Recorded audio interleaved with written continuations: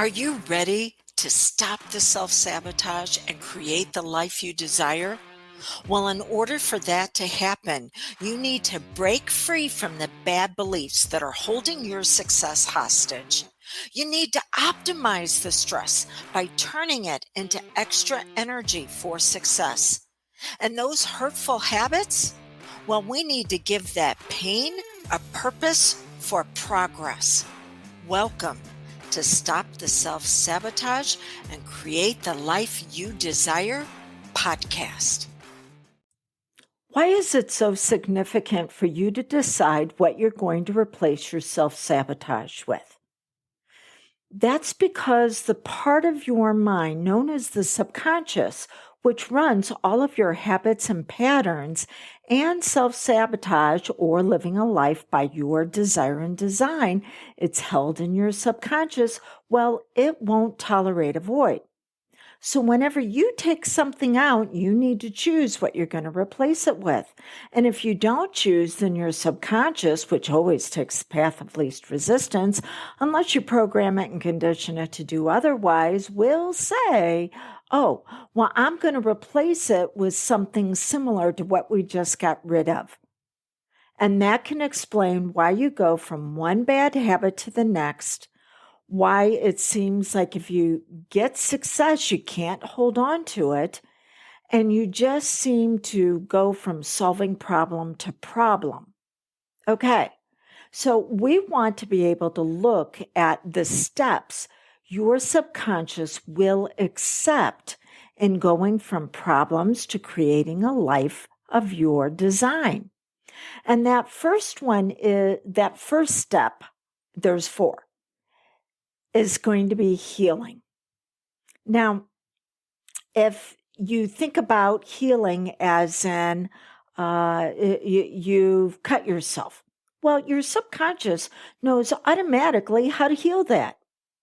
But sometimes it goes deep and you need assistance to be able to stitch it up. Maybe there's a bone that's broken that needs to be cast. What happened was you were wounded beyond your ability to repair. And that's typically because it happened at too young of an age for you to be able to cope. So that healing needs assistance. You need to be able to clean things up, clean them out, because you're dealing with what's known as an imprint. An imprint is something that you accepted as the truth, whether it was or not. And because somebody was involved with the original wounding, somebody needs to be involved with the healing. And out of the 4 levels of our experience, this healing needs to take place on the physical level, where the subconscious actually feels your system beginning to put things back in order. Now, once you've reached a certain level of healing, you need to move into the next arena, the next level up, which is growth. But you can inhibit your own healing by continuing to need to know why. Why did they do that? Why do I continue to act this way? See, your subconscious, for it to accept an upgraded belief, well, it needs to have consistent action, and that's when we move into growth. But if you just want to continue to roll things over in your mind and your emotions and never take those physical actions, remember, healing is on the physical level. If you don't ever want to test out how much you've been healed and see how far you can take it, well, then you'll continue to find another level that needs to be healed, another area, another piece of you that seems to have problems, because the subconscious will not tolerate a void. So you either need to consciously choose that you're going to replace it with an upgrade, or you'll continue to go back to the problems that you had just to give yourself something to do. So now we need to move up to the next level, and this is growth. I want you to keep in mind, though, that disease, it's growth. Cancer is growth. See, each one of these arenas has a progress side and a pain side. Some people call it positive and negative, but that's not how the subconscious views things. It either says this is going to continue to hurt, maybe even betray me, or I'm going to give it a purpose and I'm going to be able to use it to move myself up. And so growth is when you begin to discover your brilliance and your magnificence. All of my private clients are actually tested to see what the best parts of them are. Because if not, you can get stuck in growth, just like you can get stuck in healing. And when you get stuck in growth, that's when you bounce from healing modality to healing modality, from podcast to book to coach to, oh, let's try this out. Because you're trying to make yourself fit the process instead of the process fitting you and where you're brilliant. This is when the Matthew effect comes into play. The rich get richer and the poor get poorer. You get rich off of discovering what's magnificent about you, your strengths, your talents, your abilities, your gifts, and then actually beginning to generalize life in such a way where you're going, oh, well, how do I bring it here and how do I bring it there? We talked about in healing and imprint, the part of you that was wounded.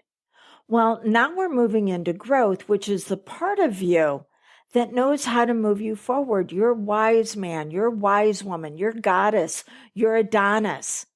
And we begin to look at life as a whole and what it is that you need to do to be able to take all those things that you've learned in the past and make them work for you. And then after that, we begin to look at specific goals. But we really can't look at goals until we've discovered your brilliance and until you've laid a foundation of healing. Because what happens if you go after goals without those two pieces in place? You'll accomplish, you'll achieve, but it feels hollow. It's like, is this all there is? Because you've made yourself fit the goal instead of the goal fitting you. So those goals need to be designed based on your brilliance and based on the fact that you've allowed yourself to heal. See, this is when yesterday is history, tomorrow is a mystery. Today is the gift. That's why they call it the present. This is when we take the past you that held the pain and the future you that holds the progress, and we marry them together as a team that begins to work through you. And then after that, your vision. This is your purpose. This is your reason for being. But until we've discovered goals, and some of them have resonated and some of them haven't, because what parts of you do we want to bring out for progress based on the foundation that you no longer need to heal because your subconscious is now empowered that when things happen, that it will take care of it automatically. Well, until you do that, you're not going to have the vision that is going to direct your life, because everything flows from your identity. So the healing takes place on the physical level. The growth, that's emotional. Yet bringing impression of increase to everything you experience. Those goals are mental. What are you going to focus on? Because if you're going to ruminate about something, let's ruminate about you moving forward. The vision, though, that's identity. That's all of them. And everything flows from your identity. Everything that you've achieved in your life. Take a look around you right now. Everything you've achieved has been based on the identity that you have been living life through. but it's time that you designed who you want to be based on your brilliance and magnificence, based on the experiences that you want to continue to have, based on who you really are. And that way, when the problems of life show up, yeah, they're still going to be painful, but your subconscious knows how to bring about that healing quickly so that you can get back to more of who you really are. But all of this is going to be based on, will you allow yourself to accept the suggestions of moving forward? And we need to go back to the healing.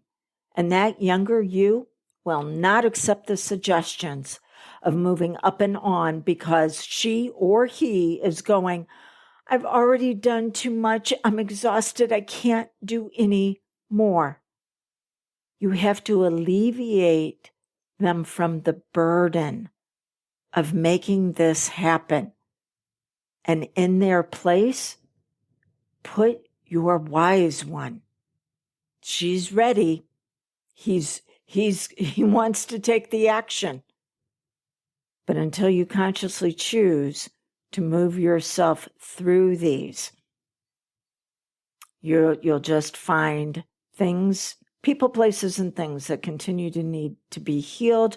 Your growth will bounce you from one thing to the next without any real results. Those goals will feel hollow. And your vision, well, it's cloudy because there's too much confusion. If I can assist you with this, I'd be honored. I want to pause for just a moment and say, what is it that your health, your wealth, and your happiness needs from you right now? It needs, it wants, it desires your ability to be able to accept suggestions that are going to allow you to achieve and maintain success. See, your identity is made up mental, emotional, physical. And your mental level, your focus has been on how you could serve others to bring them out at their best, but at your expense. Your emotional level, your heart has actually been used to be able to grow the harvest that someone else wants. But for you, you haven't learned how to optimize those emotions to where you're not being overwhelmed, stressed out, absolutely exhausted, and your actions implementing for impact. Those actions can be so hard to follow through whenever you feel like your painful past continues to infect you. You want an identity upgrade. That's what I'm offering you in the brand new course, Health, Wealth, and Happiness through Self-Hypnosis. I'm going to teach you how to give yourself suggestions that are actually going to bring out your magnificence and your brilliance, revealing more of who you really are. It does not matter where you are in life or what's happened. All of it can be optimized for your benefit. It is at an incredible investment because I want you to be able to say yes to your next level of success. Go to dawnlandrum.com and click on the link that says Health, Wealth, and Happiness through Self-Hypnosis.